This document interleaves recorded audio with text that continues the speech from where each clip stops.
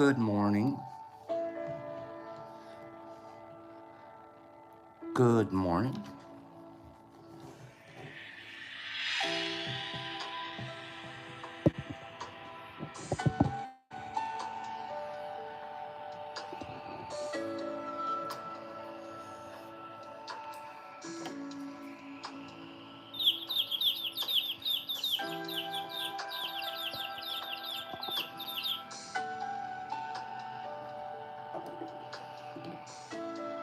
Good morning, everybody.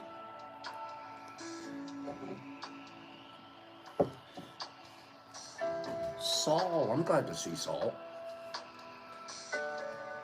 Thank you, Laura. Thank you very much. I always feel missed when I'm not here. I miss you guys probably more, though. You wouldn't know.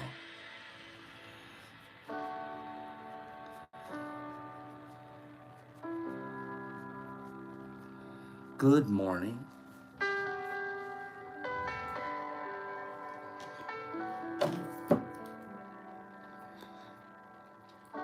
Thank you, Pacers.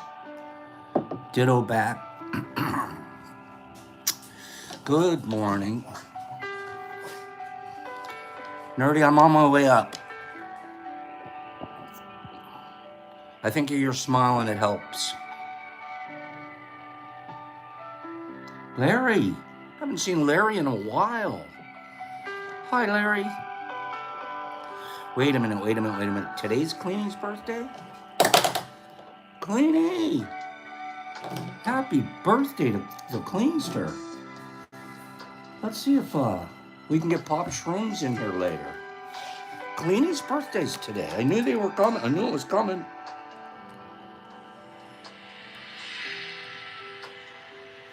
Cleanie! I'll definitely have to get a package in the mail to the Cleanster. Hey, Cleanie, do you have a menu? Or are you still doing your thing? Still harvesting, etc.? Is your menu do you have a fresh menu? I had somebody ask yesterday and I forgot to text you. Text me later. I forgot all about it. I haven't been 100%. Happy birthday, Cleanie. Okay, Cleanie, I'll just tell them you're on it. Happy birthday to Cleanie. And Niffy last week. Ava, hug Daddy for a birthday present. Good morning. Does anybody like the music this morning? Does anybody like the music?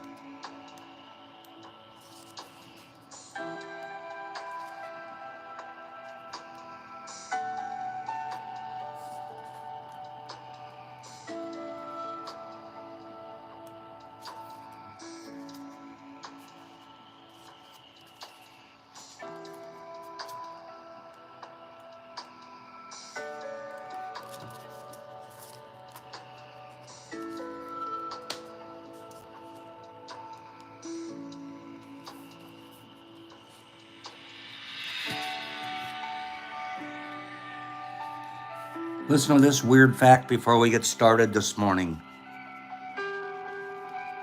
Listen to this weird fact before we get started this morning. In modern language, the word grin, G-R-I-N, grin, like you're grinning, you're smiling. In modern language, grin is synonymous with smile. But up until the 19th century, a grin was actually defined as making a grotesque face. In fact, grinning matches were held in which contestants would contort their faces in the most sickening ways possible to score the prize. Regular features of this were in the 18th century of England. We are grinning at each other. The exact opposite. Yeah, oh, Kimberly, that's a good one. Gosh, they're scary, their grins, aren't they?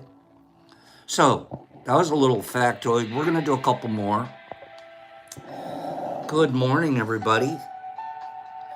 So, by way of explanation, some of my veteran friends here remember 2 to 3 years ago, Pops was having problems with his right leg. It blew up on me, turned the like calf to ankle area, just turns this huge bright red and it swells up. And along with that comes a fever. I have to throw up, and then chills. And you get to put up with that for about 24 hours straight while you watch your leg throb to a red tomato. And here I was, not up to much, free the leg, you remember, my friend. And it was pretty consistent for a little while there. It took a long time for, I had to take certain medications and stuff because it seems like maybe it's some kind of an infection. That, the proof is in the pudding. What happens is, boy, I've been weak these last 6 months here with you guys. Thank God for Brock. I've never had so many ups and downs as I've had the last 6 months, I'd say. And then this one, so it comes from stress. I know it does. And there's been tons of things coming at me, and I'm trying to whistle my way through, and which is the right thing to do, and face each thing but not fear it, and work through it. Health, doing good, but it's still impacting me physically. So I have to remember that, and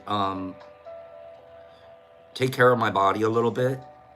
But it's not like I'm abusing it in any way either. It's just this is the way it chooses to manifest itself, and it's pretty bad when it happens. So Sunday evening, I'm watching a football game, 8:30, 9 o'clock, and all of a sudden I just flushed over me. Man, I gotta go throw up. Got rid of dinner. Go sit down, and I look down at my leg. I go, here comes one. Here comes an incident. So I thought I wasn't even, it was 24 hours. It started going down. Then what happens? You guys? Then that leg gets all scratchy, itchy. Like as the swelling goes down and all that skin. Now it's all scratchy, itchy, and I just want to scratch my leg to death. Hey, maybe I should call Ruff over and have him give me a scratch. So it started to go down a little bit, even by Monday night. I thought I'd be better for Tuesday morning's show, but I wasn't. So we asked Brock. It's a form of gout, Herbie. That's exactly what it is. Gout's usually a little bit lower and into the toes, but that's exactly what it is. It's a form of that. So, Carbon, we're all wizards. We're all wizards. Ask the Waz. He's a wizard. He's the Wizard of Waz. So anyways, that was just an explanation of where Pops has been, working my way through it. And I gotta, I'm here 100% because I need to be here. This is my therapy. I hate it when I'm not. And I also have a death notice to deliver. Thank you, Shine. Shine, I've been looking at my mail and just sort of tracking it because I haven't mailed anything in the last few days. And yours, I mailed it out Saturday, but it says it hasn't even been received by the post office. So I'm sure they're doing some swipe or missed a swipe or something there, but please trust me, your package was sent Saturday and it should be on its way. There's one other person, same thing. I hate when that happens. But anyways, I'm keeping track. So,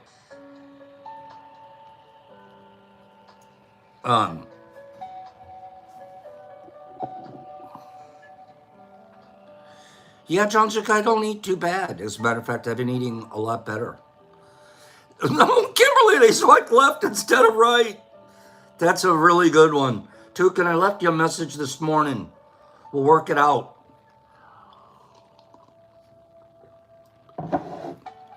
I'm not complaining about USPS, though I can't. Billy D, it's a form of it. I can't complain about it because at least at some point they're getting the job done. Right?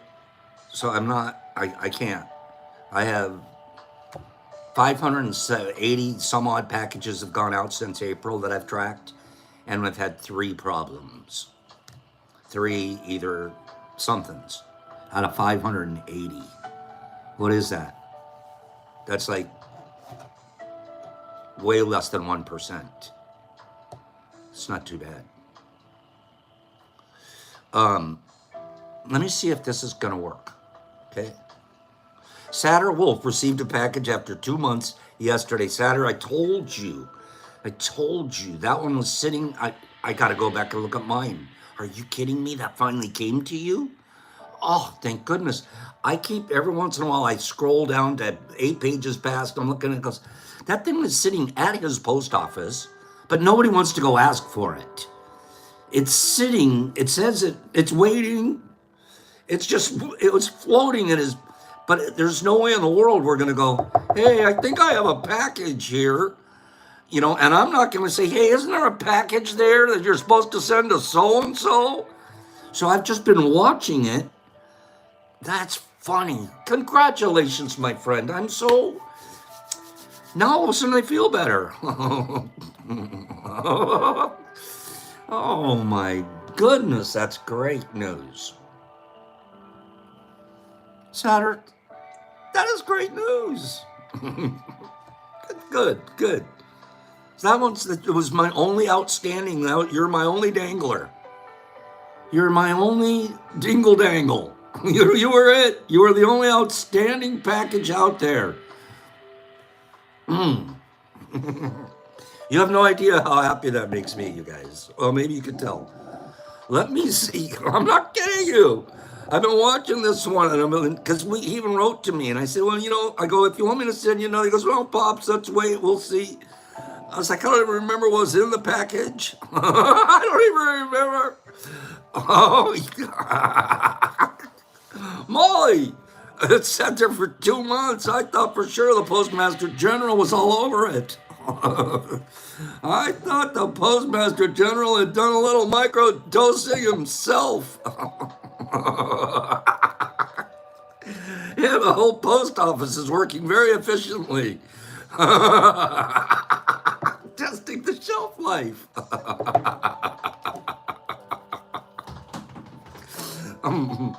That's right. Saturn, let me know. Saturn, let me know if it still works. That's funny. It should be sealed. It should be. And it was dark, and it was by a cold area. We're giving it a shot. Oh, okay. See how happy I am? One little package makes it safely home. I get all excited. You would too. Let me see if this is gonna work. Okay, let me see. I'd love to see that post office on microdose. Wait. Here we go. I don't know if this is gonna work or if I'm gonna have to switch to my other phone. Gen Z doesn't know about this video. It's called How to Start a Movement. It's a guy, he's dancing by himself in a field. Everybody is sitting down, there's music playing. This guy is dancing. Very soon the field is going to erupt in dance. And this is an old video. This is maybe 14 years old. It's from the early days of YouTube, the gilded age of YouTube. Now notice that this guy joins the lone dancer, the crazy lone dancer by himself, and he's joined by another guy. And now they're having fun. And now it's the two of them, and people are looking, and people are staring, and people are thinking, maybe I should go over. Should I go over? Maybe I should do it. Maybe I should go over. And very soon, they're gonna get the entire field doing this, but right now they're the lone people. They are the lone people trying to start the movement where they dance, where they get everybody involved, where they get everybody hyped up. Here comes dancer number 3. Dancer number 3 comes into the mix, and now they're all having a blast. They are having a blast, and there's going to be about a crowd who's about to join them. Sarah. And it's going to be crazy. It's going to be crazy. Watch, they're having so much fun. Look at this guy. Calico's He's doing here. half somersaults. He's so flexible. And there we go. The movement is starting. 2 more people. Now 2 more people again. Can we get some more? There we go. 3, Thank 4. you, Matthew. And the movement is going on. And this is how a movement is started. This is how a big movement is started. Now it's a small group. It went from the lone dancer to the small group. People I'm grabbing are running Sarah. over other people to be part of this because they know that everyone is about to start. This is how a movement is started. This is one of my favorite videos on YouTube. It's old. This is from 14 years ago. So old. And look how this guy started this crazy movement. It's just growing and growing and growing. Look how big this crowd is now. And it was that one guy. He was joined by another guy. And for a while, it was just the 2 of them. And they were dancing. For a while, it was just the 2 of them dancing. And then that other guy was like, well, they need somebody else. And once the 3rd guy came in, that's when everybody wanted to be a part of it. How to start a movement. I'm happy that I get to share this with everybody who's watching. This is a great movement. I hope you get inspired and you want to start a movement too. Gen Z doesn't know about this video. It's called How to Start a Movement.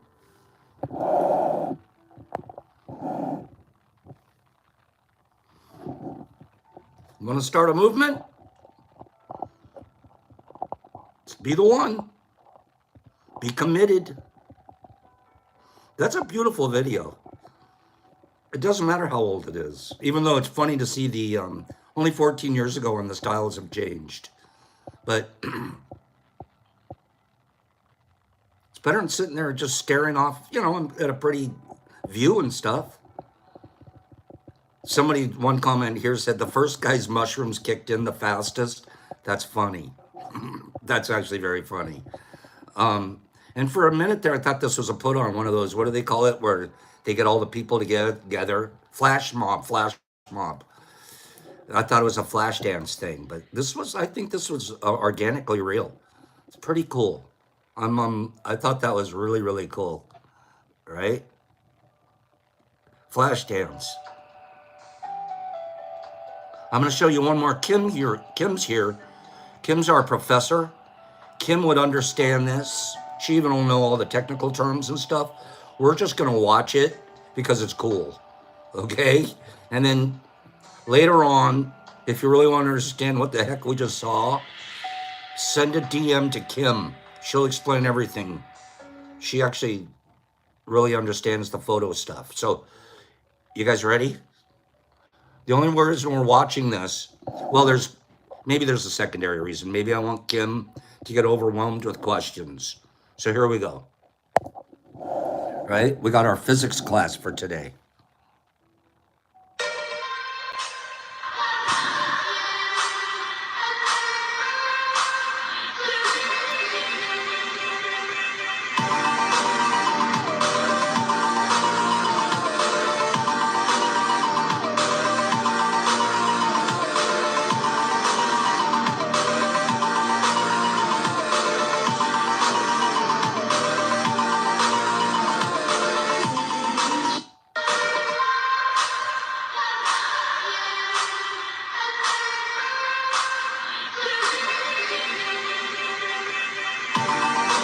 Just when you think it's going straight.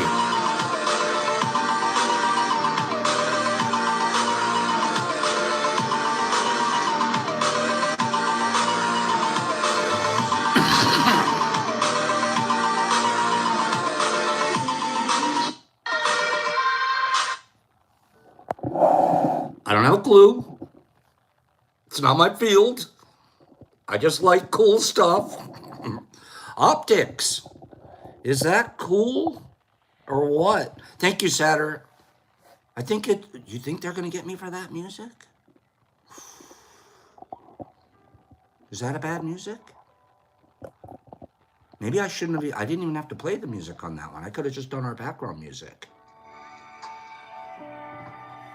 Oh boy. D. Anderson says I'm safe. Okay. Gosh, see how careful I have to be? That was neat. I forget who sent that to me, but whoever it was, I thank you for that. Thank you, thank you, thank you. I want to do a couple of rando factos this morning. I missed our rando factos. I've received 3 messages in the last 4 days, 3 or 4 days, telling me how much they missed me. And how come every single time they talked about how much they missed me, did they say, and I missed the rando factos? I'm like, okay, I get it, but which do you miss more?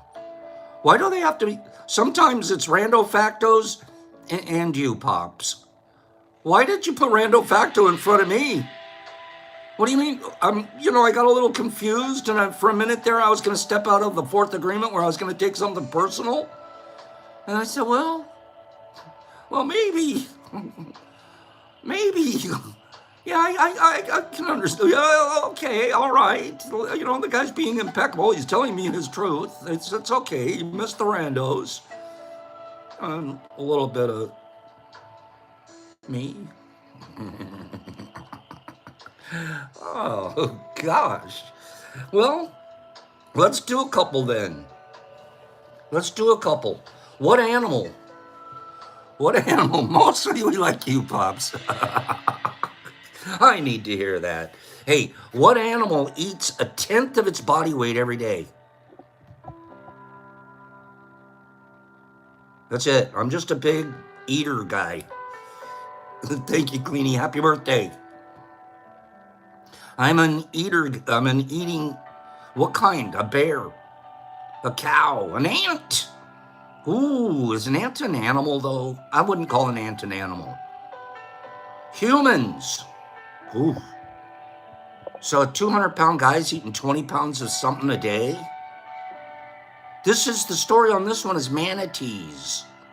Manatees eat 1/10 of their body weight in a 24-hour period. They normally weigh somewhere around,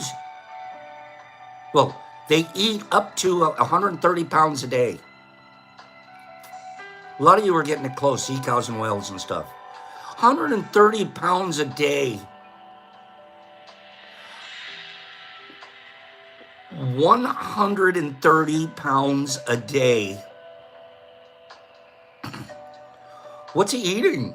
Where the hell is he getting all that food? That's crazy. How about a big snake? I'm scared to death of snakes, period. I'm not scared of them. That's not true. I'm repelled by them. Toucan, do they really eat kelp? Do they? I thought they were like eating other fish or something. Are they vegetarians too? What do manatees eat? Sarah, it's freaking me out. Seagrass. Toucan says they're eating seagrass. Okay, 120 pounds. You can go ahead and pull that out of the bottom of the ocean. I'm good with that. Snakes. I'm not a fan of Bill Cosby, how he turned out to be, but some of his early comedy, pure genius, pure comic genius. I don't know if you guys remember his routine when he did Snakes. Do you ever remember the Snakes? Snakes! And he jumps up on a bed and all that. His early comedy, I grew up on his comedy too, nerdy, which is why it's so disappointing to see, how some of these people turn out. And then when he'd get into his monologues with the soapbox derby guys and, oh, God, everything. Guy was just, he'd do his dad. I'll always remember that one. He says his dad was impervious. He was kind of an alcoholic dad. Because his dad went to the dentist. The dentist hooks him up, puts an IV in him. He says, okay, start counting what anesthesia. He's going to get some anesthesia.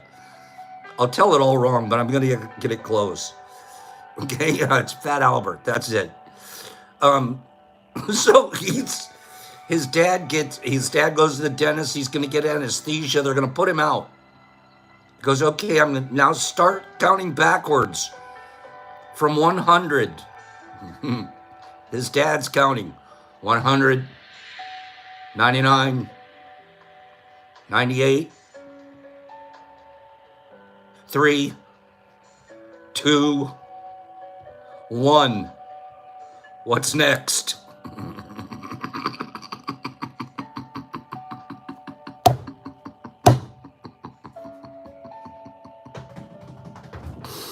Oh, I gotta show Bill to it. Can you imagine that? The guy counts all this.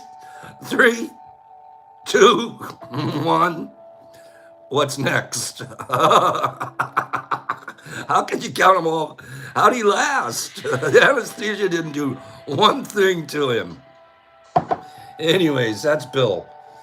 I don't know why. Why did we talk about Bill Cosby? Snakes, that's why. Why Is There Air? He had an album called Why Is There Air? That was we had 8 albums in our whole family, LPs, and that was one. I don't know how. We ended up with the Bill Cosby comic album. We had John Gary, who sang Little Green Apples. And we also had Roger Miller, King of the Road, engineer on every train. I don't want to be Brock right now, sorry. We don't. Snakes. Are there more snakes closer to the equator or less? Where do more snakes hang out? Closer to the equator or further away from the equator? Yeah, still life, that one. More snakes closer to the equator? Closer. Penny's saying they don't like the heat, they run away. Most people think snakes want to be a little hotter, they get closer to the equator, is that right? Jesus Christ, you're about to get put on a timeout. I'm kidding. We expected that from you. You think it's the opposite. More snakes are found closer to the equator. It's true. Closer, closer, closer. Which is an interesting factoid in and of itself. In 2009, a fossil of the Titanoboa, kind of like a boa constrictor, but it was a Titanoboa, was discovered. They were the largest snake to ever have existed. This snake weighed 2,495 pounds. 2,500 pound snake. Titanoboa. Oh, that could be it, right, nerdy? Titanoboa. Given the warm climate on Earth 58 to 60 million years ago, snakes were able to reach these fabulous sizes. Today, smaller snakes can be found farther away from the equator, while the larger ones are closer to it. The closer you get to the equator, the bigger these freaks get. Jackrabbits aren't rabbits at all. Everyone that thinks a jackrabbit is a rabbit, I'm sorry to tell you that. Jackie is not a rabbit. What do you think Jackie is? If he's not a rabbit, what is he? Bill, you're the smartest guy so far. Let me give Bill.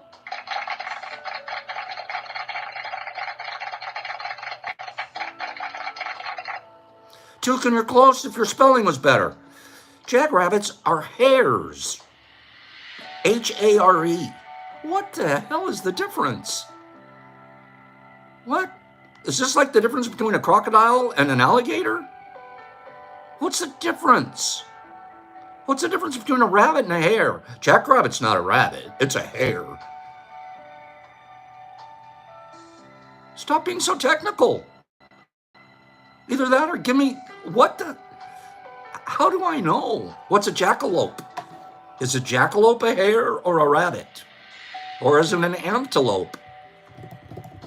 I remember the first time my parents, well, not the first time, but my parents went on a small vacation to the Southwest. They came home with a postcard. No kidding. 6 dumb little kids at home being watched by our grandma. They came home with a postcard. A picture of the jackalope on the postcard. They said, we saw one of these on our trip. A jackalope. Go look it up. Matter of fact, let's look it up together. What's a jackalope? Let's look it up. You're going to crack up if you haven't seen a jackalope before. This is what parents do to kids. Oh, we're so funny. This is going to make our kids laugh. Either that or they're never going to sleep again. Okay? This is a jackalope.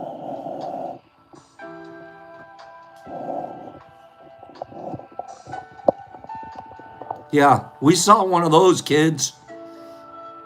Yeah. We were really careful not to pet it or anything like that. Are you kidding me? Thanks, Mom. Thanks for the setup. So now, is a jackalope a rabbit or a hare? See what I'm saying? Things get confusing when you're a kid and you don't know any better. Okay? That was back before Photoshop. When they were kicking out those, that was before Photoshop. They have pictures of here's a wall mount. How creepy. How creepy. For a long time, I can't tell you how long because I don't want to be inaccurate, we, all 6 kids, believed there were jackalopes way after we stopped believing in Santa Claus, everything else. Jackalopes, I think I was like 17 when I finally figured it out. Okay? I was late. I was a late learner on jackalopes. All right? And to my chagrin, to this day, I'm still a little bit ashamed that I couldn't have figured it out a little bit sooner. But that's how your parents can, they can program you. If my dad said it was a jackalope and he saw one, then, hey, I don't care if you guys are telling me it's not real or not. My dad saw one. Till I found out my dad didn't know everything. Then when I was 30, I found out my dad knew a whole lot more than I thought he knew. Jackrabbits. Notorious is like, to be honest, you guys, I didn't know if it was real or not. No, you did not just say that. No, you did not. Okay? Right, Mushroom? Go find me. All right. Jackrabbits are actually hares, not rabbits. They can run as fast as 40 miles an hour. That's fast. That is fast. You're not allowed to go over 35 in Ferndale. The jackrabbits are passing you up. See you, pal. Speed it up, would you? The jackrabbits. They can jump as high as 10 feet. 10 feet. I'll see you later. I'm going to be on your roof. I'm down here right now, but give me a moment. I'm going to be on your roof. Over the fence I go. I don't even touch it. So what the hell are you? I'm a jackrabbit. I'm a hare.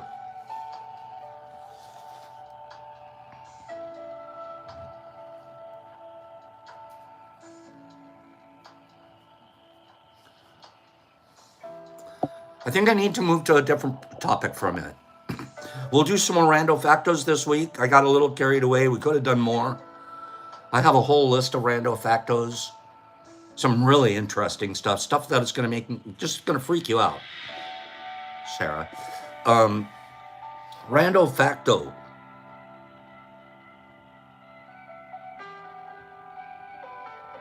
Oh, here's something.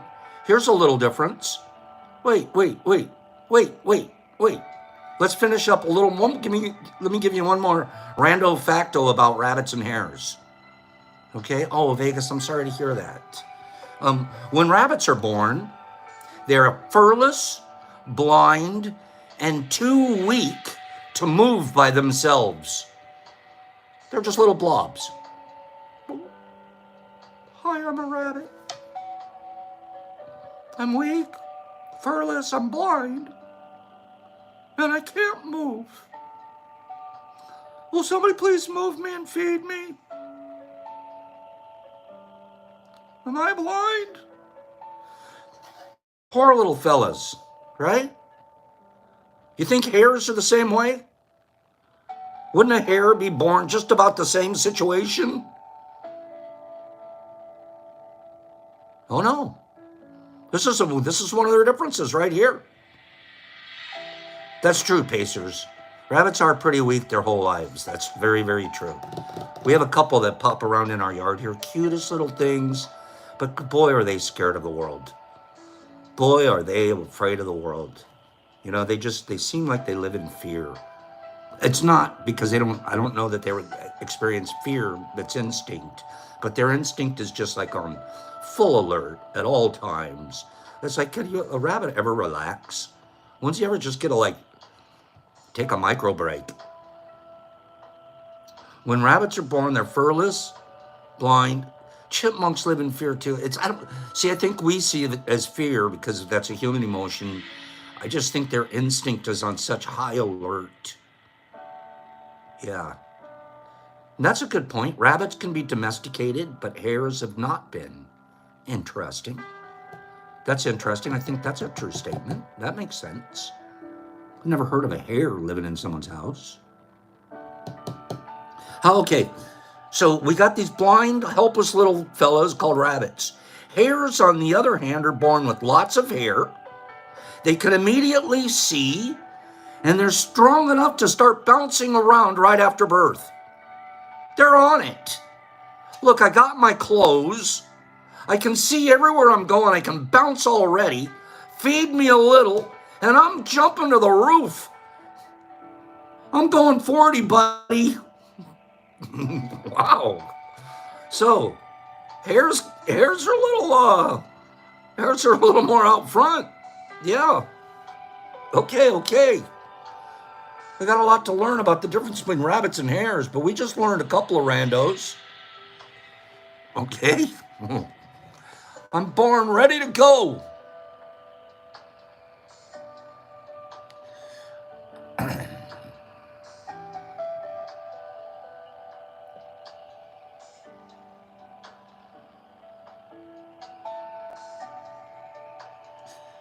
Interest in microdosing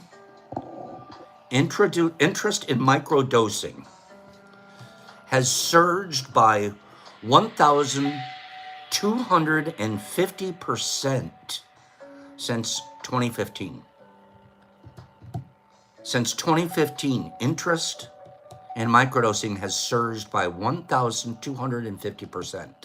It's one of the largest growths of any supplement known. Microdosing for healing is a global community working with nature's medicine for all different intentions. Microdosing. We're going to see it being used for at least 3 different intentions. One is certainly physical. Another one's spiritual. I've changed spiritually since I started microdosing. I have. I've become such a nature guy. When I used to be a bah humbug, I don't trust anybody, anything, because I was running away from PTSD religion. I don't want to be a hypocrite anymore, so I can't be anything. No, I can be nature. You know that? I can be nature. And that has grounded me in a way that it's completely fulfilling. It filled all the holes. Microdosing is used for spiritual reasons. It's used for emotional reasons. That's, we're going to find out in a couple of seconds here. Business-wise, that's where over 90% of the focus is on, and it's actually on depression. That's where all the focus is. How can microdosing help depression? Microdosing is also used for social reasons. It helps break down some of our internal emotional walls and makes it easier to reach out to people. Those of us that have inherent isolationist kind of feelings, always wanting to sort of isolate and feel different and feel alone, it breaks down those walls. It opens you up to, hey, there's other people. Especially, yeah, social anxiety, that's the way to put it.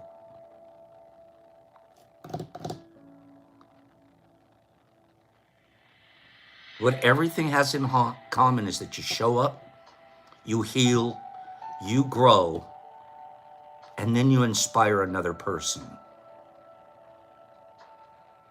Then you inspire somebody else because you know how to grow.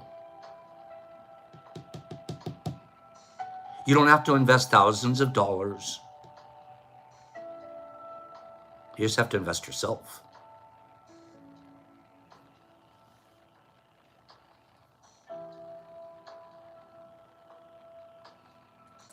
Psychedelic therapeutic clinical trials. You guys know Pops is always bringing you the latest and the greatest and the current. I'm going to do a couple of articles this week on getting us stay current on what's happening in the psychedelic market and research arenas.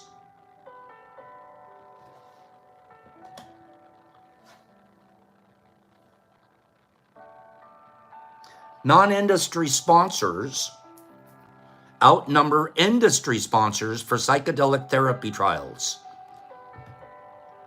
So let me say that again. Non-industry sponsors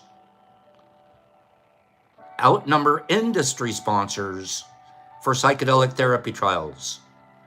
The non-industry sponsor account for 58% of psychedelic therapy trials.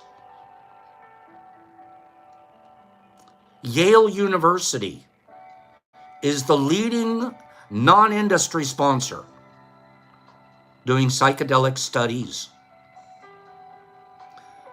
The leading industry sponsor doing psychedelic studies. Take a guess.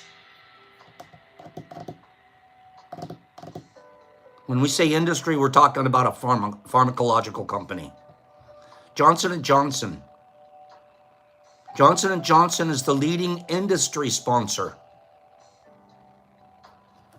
Central nervous system is by far the top therapy area for psychedelic therapy trials.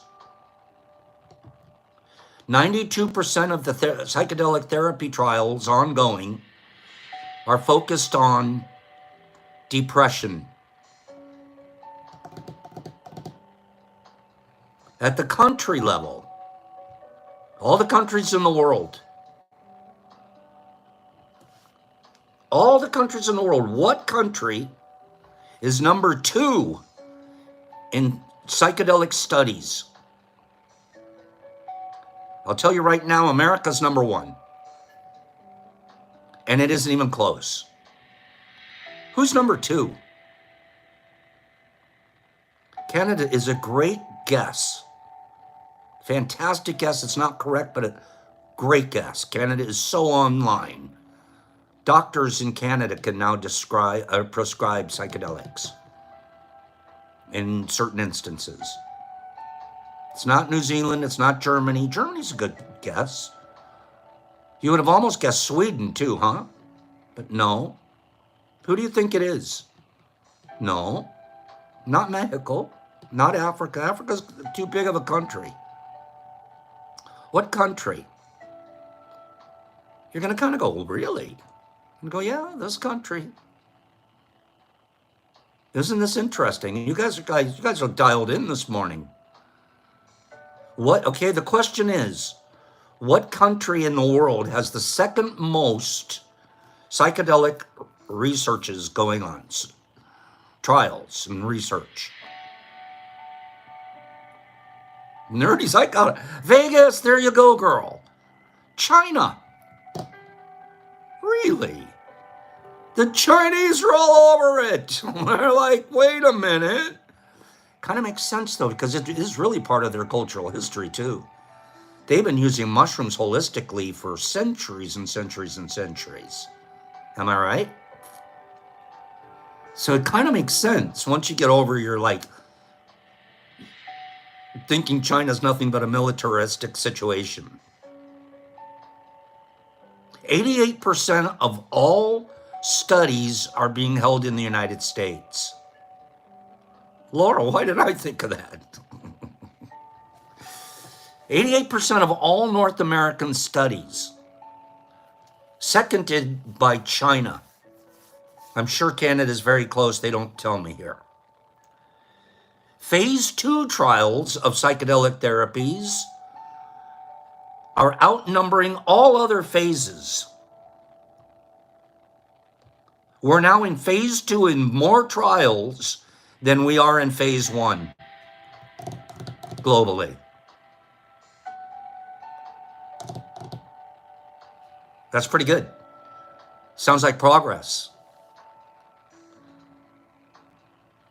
Some of the companies that are involved in this, industry and non-industry, some of the biggies that are out there doing a lot of research, spending millions. Yale University, Johns Hopkins, Oxford University. They don't mention this, but they're basically saying all kinds of universities in Israel. Israel's huge in its research right now. Israel's probably right up there with Canada. Some of the pharma companies that are spending money researching, doing clinical trials, Johnson & Johnson, Shire Pharmaceuticals, Pfizer, of course, Lycos, which is, Lycos is probably, well, as a company, it's reeling. I'd be very careful working with, thinking about putting money into Lycos for now. It's pretty fantastic. Couple of little facts. That's just a little facts about what's happening out there. Microdosing and clinical trials and what's happening in the world. We get kind of homespun here and we just think on a small local level. The world's paying attention. The world's in phase 2 of its trials here, you guys. That's pretty darn cool. Tomorrow I'm going to talk about, you know how I usually am running down the magic mushroom churches? I'm like, Mr. Bah Humbug. There might be one out there that's kind of cool. I'm going to look a little more into it today. But just reading the last couple of days about this place, I'm interested. It's okay to do it right. It's not okay to do things wrong, but it's okay to do things right. There's a church called the Church of Ambrosia. Let's look into that and we'll just talk about it objectively. Church of Ambrosia. Why I mention it is because it's considered the world's largest, or at least United States' largest church of magic mushrooms.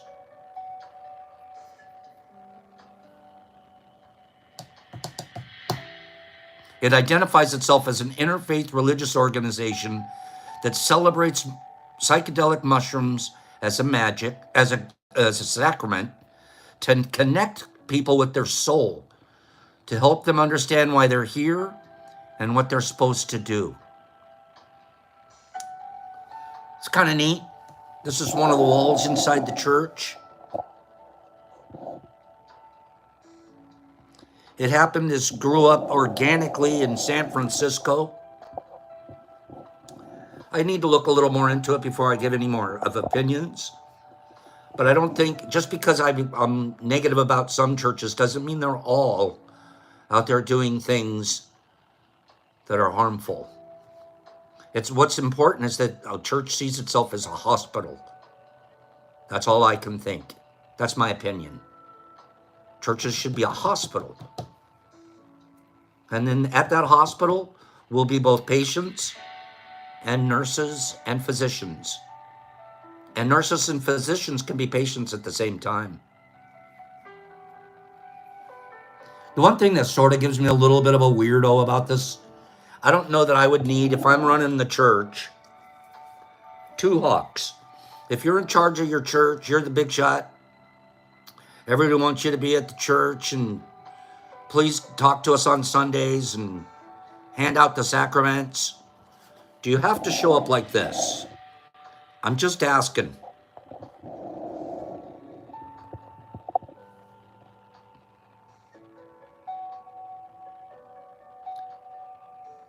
I'm not sure. Maybe the lab coat will do it. Maybe I can just do a lab coat. I'm not making fun of the guy. We all wear our uniform. We all wear our outfits. Okay?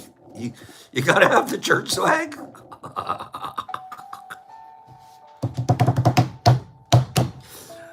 Churching it up over here.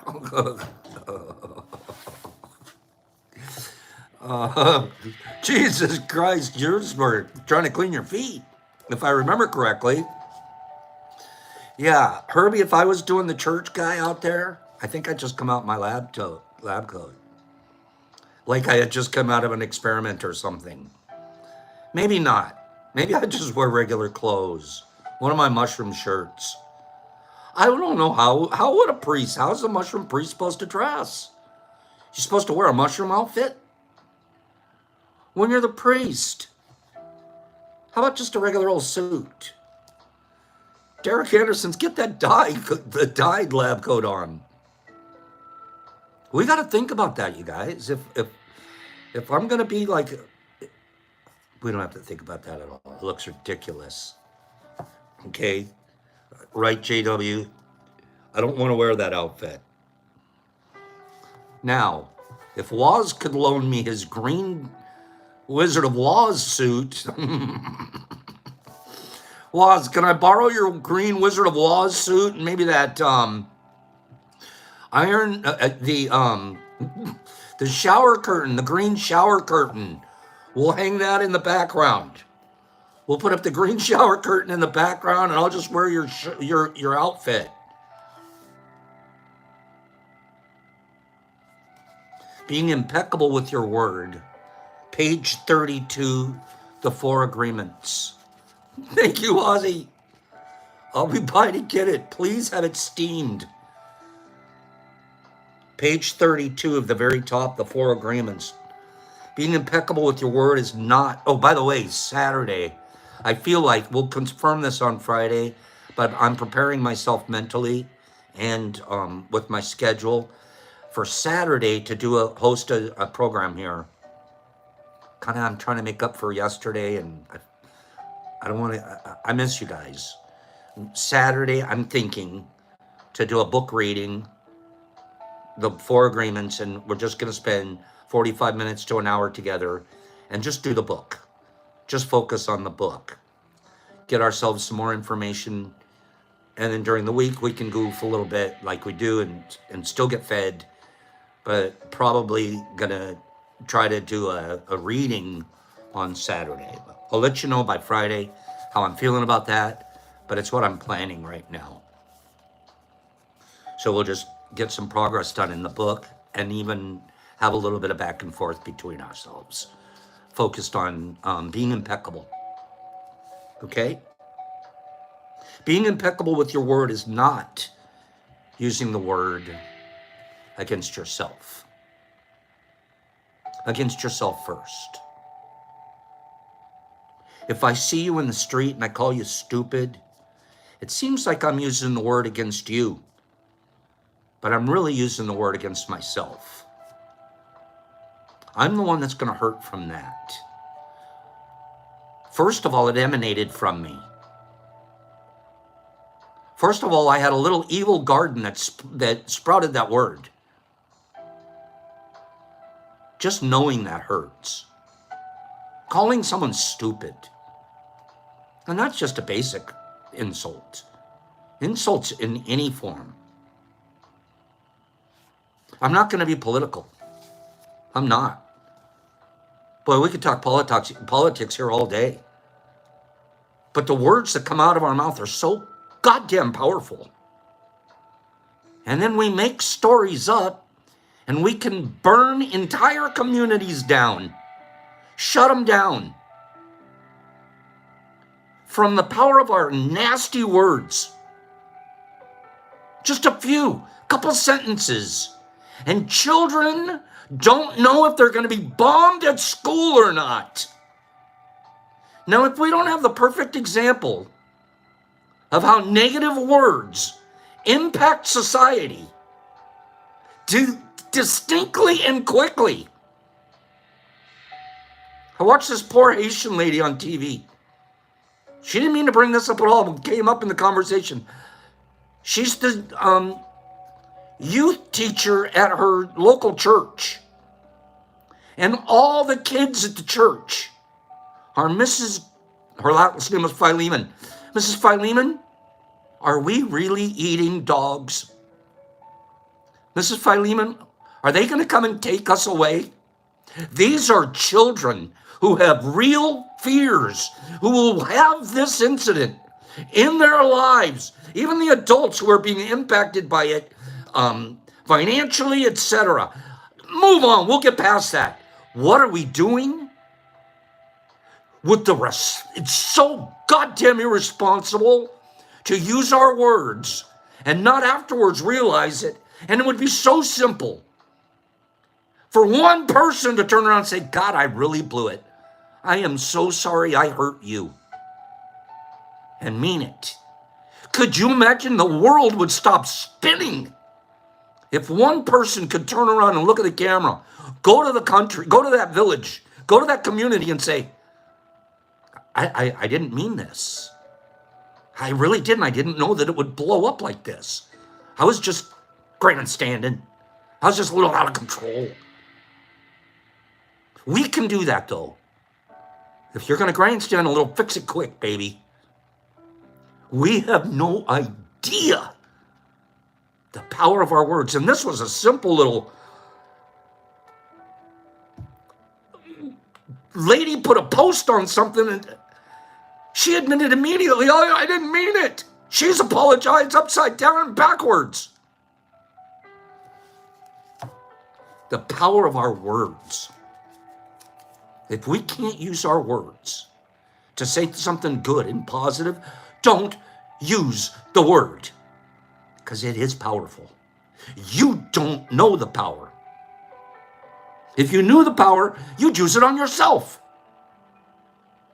To become a better person.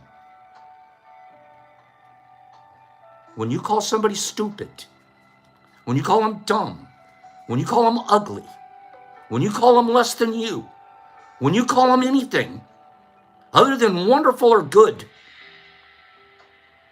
you're hurting yourself. You're the one that's going to be victimized by it. It's coming out of you. It'll redound to you. It's the way it works.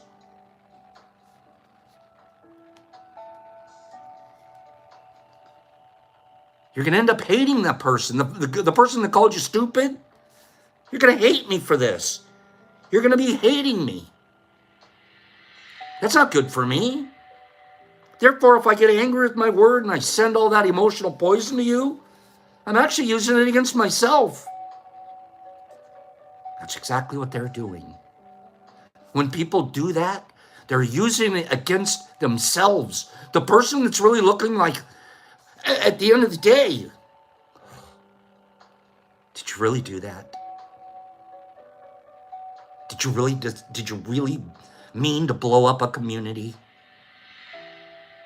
And I'm not talking, there's stuff from every side. Trust me.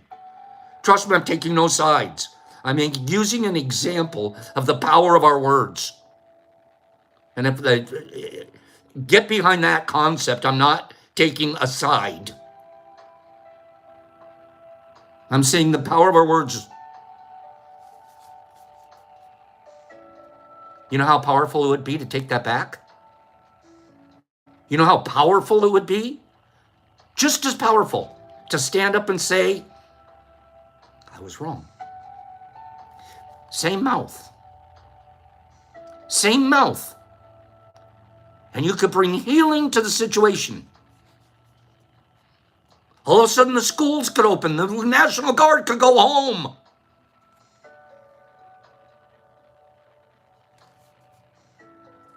If it's inside you.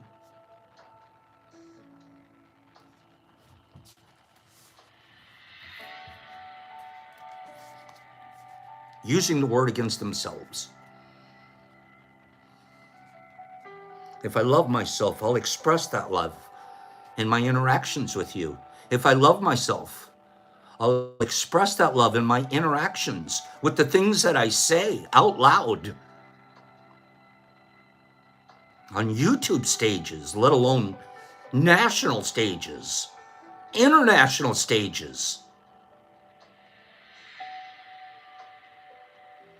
If I love myself, I'll express that love in my interactions with you, the way I treat you, the way I talk to you, the way I give to you, the way I don't ask for anything back.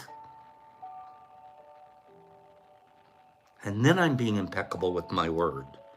Because that action, those actions will produce reaction. Those kind of reactions are going to produce reactions. What kind of reactions are you going to get when you call somebody stupid? When you tell them they eat dogs? What kind of reaction are you going to get? What kind of reaction are you going to get if you tell them, you know, I see you and I see you, you're working so well. You've come so far, you're doing so well. I'm extremely proud of you.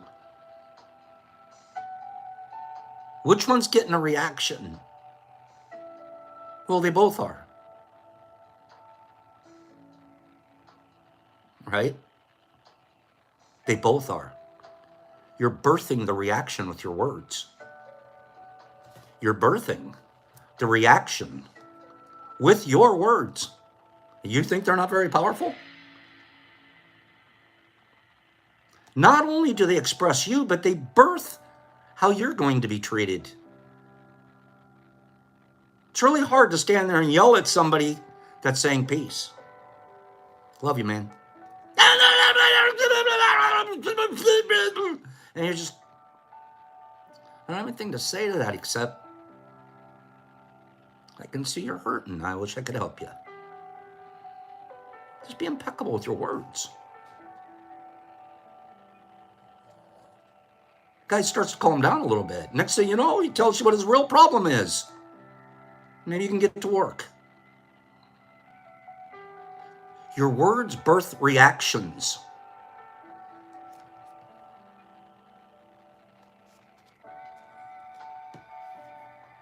If I love you, you'll love me. If I insult you, you'll insult me. If I'm selfish with you, you'll be selfish with me. If I use a word to put a spell on you, you're going to put a spell on me. Being impeccable with your word is using your energy correctly. It means to use your energy in the direction of truth and love for yourself. If you make an agreement with yourself to be impeccable with your word,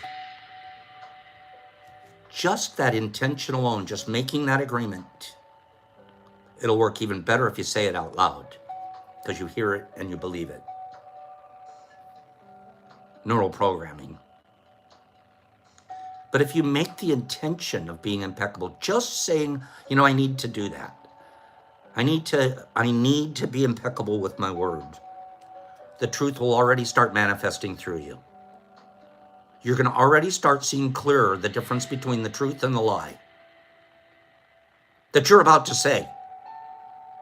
If you just intend in your heart to be impeccable with your word, you'll automatically start checking the words you use. You'll start measuring the energy of the words you use and how they impact someone.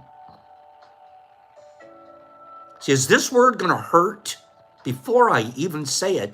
Because I have an intention of being impeccable. And the intention is the beginning of practice. Can't stay at intention level, but it's the beginning. Just having the beginning is the beginning of the flow. The truth will manifest through you and clean all the emotional poison that exists in you right away. You can't sit around emotionally full of poison saying, and I plan on being impeccable today. I'm emotionally full of poison. I got to gossip about Gloria in about an hour, but then I'm going to be impeccable. It's not how it works. If you plan on being impeccable, you have an intention of being impeccable, you have to give up Gloria gossip today. And you do automatically just say, man, I have no desire to gossip about Gloria right now because I'm going to try to be impeccable. And it cleanses you of emotional poisons. Just through the intention. Oh, it's going to be so hard. I don't know how I'm going to do it. It's going to take forever. No, just intend it. Watch what happens. You'll start measuring your words and the energy you're using in them. Is this an energy that's dark and I'm meaning to be harmful? I'm going to yell at her anyways. I know it's going to hurt her feelings, but I'm doing it anyways. We start measuring our words way before we use them. Making this agreement's difficult because we've learned to do the exact opposite. We learn to lie as a habit of communication. We don't tell the truth. How do you feel? I feel great. No, you don't. You feel like crap today because you blew it. But you can fix it. Let's figure it out. We don't tell each other the truth all the time because you might not like me. I might lose your attention. You might find out who I really am. Oh my God, I don't like myself. How could you like me? We have learned to lie as a habit of our communication. Programmed to. It's not our fault. It's our program. We were never taught to be impeccable with our word. We were taught to obfuscate, climb, crawl, do what you have to. Just win. Whatever your measure of win was. The power of the word is completely misused in hell. That's here on earth. We'll talk some more about that tomorrow, so I don't want to end on a completely negative note. The positive note in today is to measure your words, measure the energy behind them. Understand that there's so much power in the singlest words, let alone, let's put a whole phrase together. If I put a whole phrase together of pure nonsense, I might just be able to shut down the whole community and do intractable harm to innumerable amount of people. And then I just puff, move on, leave it behind like it's a fart in the wind, and I just go keep doing evil stuff or not measuring the power of my words.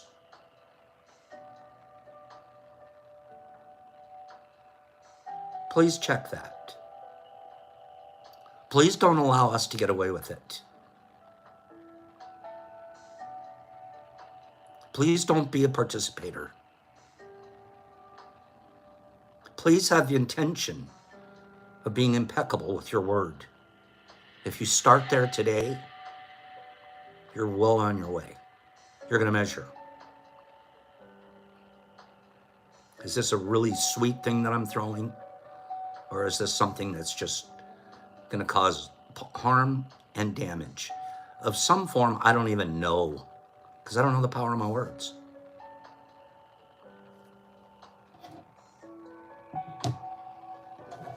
Love you guys. Thanks for listening to me today on impeccability. I remind myself with these messages. I want you to know. It helps me to stay grounded, focused, and practicing. I want you to know I thank you for that. Thank you for helping me participate and listening. So politely. You guys have been really polite today. What's going on out there? Happy birthday to the Cleany guy. Happy birthday. I don't know why I want to sing a song and don't last long, but I want to take Cleany along and sing a birthday song. Happy birthday to Cleany Grow. Happy birthday. One of the coolest guys I know. Happy birthday to Cleany Grow. Happy birthday. It's the Pop TT Pop Show. That's where all the good guys go. That's where Cleany can grow. Happy birthday. Happy birthday to you.